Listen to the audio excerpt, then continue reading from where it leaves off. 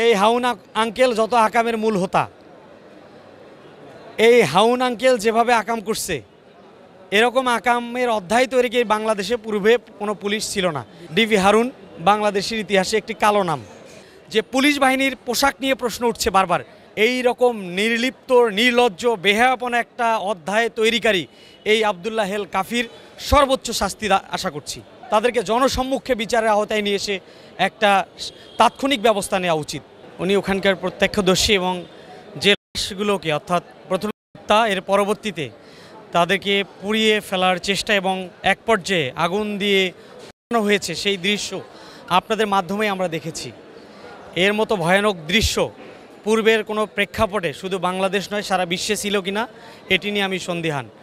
বাংলাদেশের মতো একটা দেশে, গণতান্ত্রিক দেশে, যেখানে 1971 ছিল তাৎপর্যময়, 52 ছিল রক্তক্ষয়ী, সব মিলে আজকে এই যারা আমার সামনে পুলিশ ভাইরা আছে, এই ড্রেসটার প্রতি যে মানুষের একটা ক্ষোভ তৈরি হয়েছে, এই ক্ষোভের পিছনের অন্যতম একটা স্বৈরাচারের এজেন্টের কারিগর হচ্ছে এই আবদুল্লাহ হেল কাফি, যিনি আশুলিয়া থানার পাকা রাস্তার সামনে 7 জন ব্যক্তিকে হত্যা করে আগুন দিয়ে পুড়িয়ে ফেলেছিল।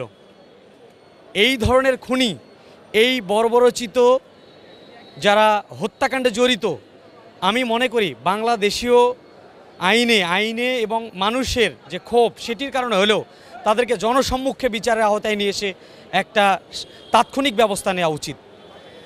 পাশাপাশি যেহেতু এটি বাংলাদেশের ইতিহাসে ছিল না পূর্বে, সারা বিশ্বে এই ধরনের মানবাধিকার লঙ্ঘনের ঘটনা ঘটেনি, আইনের শাসক হয়ে আইন এর পোশাক পরে বাংলাদেশের জনগণের টাকায় খেয়ে পড়ে, জনগণের টাকার অস্ত্র ব্যবহার করে মানুষকে হত্যা করে এই রকম নির্লিপ্ত নির্লজ্জ বেহায়াপনা একটা অধ্যায় তৈরিকারী এই আবদুল্লাহ হেল কাফির সর্বোচ্চ শাস্তি আশা করছি এবং এটি বাংলাদেশের মানুষ নিশ্চিত করবে বলে আমি মনে করি। সেক্ষেত্রে আইনি যে বিষয়, যে কাঠামো, যেহেতু ইতিমধ্যে মামলা হয়েছে, গ্রেপ্তার হয়েছে এবং পুলিশের এই পোশাককে কলুষিত করেছে। আপনারা জানেন যে পুলিশ বাহিনীর পোশাক নিয়ে প্রশ্ন উঠছে বারবার, এবং যে পুলিশটাকে আমরা কখনো দেখিনি, কখনো কোনো বাকবিতণ্ডা হয়নি, কখনো কোনো শত্রুতা ছিল না, সেই পুলিশটাকে শুধুমাত্র তার পোশাক পরার কারণে একটা জনসাধারণ টেনে হিঁচড়ে ধরে খাবলিয়ে রাক্ষসের মতো, হিংস্রতার মতো তাদেরকে ধরে ফেলার চেষ্টা করেছিল এই ছাত্র জনতার আন্দোলনে।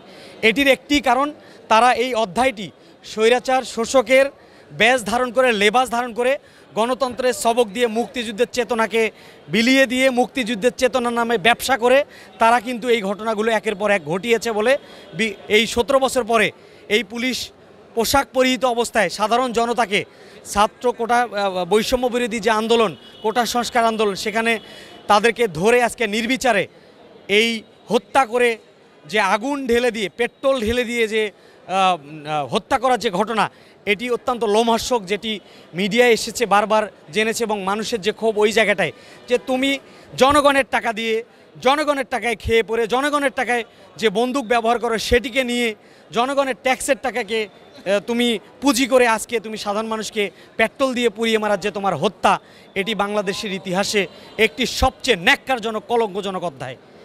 এই অধ্যায়ের জন্য মানুষ মুক্তিযুদ্ধ করেনি। এই স্বৈর শাসকের এই ব্যবস্থাপনায় শুধু আবদুল্লাহ হেল নয়, যেই থেকে থাকুক না কেন, যত রকম এই সাসপেক্টেড, ইতিমধ্যে যাদেরকে সাসপেন্ড করা হয়েছে, প্রশাসনিক ব্যবস্থা নেওয়া হয়েছে, প্রত্যেককে আইনের আওতায় নিয়ে আসা হোক।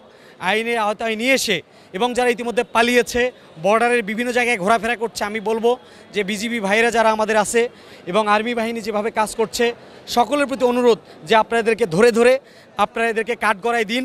আমরা আইনের যে সেবক, আইনের যারা আমরা পথচারী, এই অঙ্গনে যারা আছি এবং সংবাদ মাধ্যমের কর্মী যারা আছেন, সকলে মিলে এই দৃষ্টান্তমূলক তাদেরকে শাস্তি দিয়ে বাংলাদেশের ইতিহাসে যেন এই ধরনের ঘটনা না ঘটায়, সেক্ষেত্রে আমরা ভূমিকা রাখতে চাই। দেখুন, অসংখ্য পুলিশ নিজেরাই, ডিবি হারুন বাংলাদেশের ইতিহাসে একটি কালো নাম। এই হাউন আঙ্কেল যত আকামের মূল হোতা,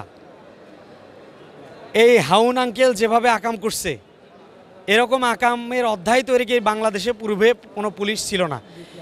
এই হাউন আঙ্কেলের উত্তরসূরি এই স্বৈরাচার হাসিনার মদতপুষ্ট পেতাত্তা বিপ্লব কুমার, এই বিপ্লব কুমার হেফাজতের কর্মকাণ্ডে কিভাবে আকাম করিয়েছে।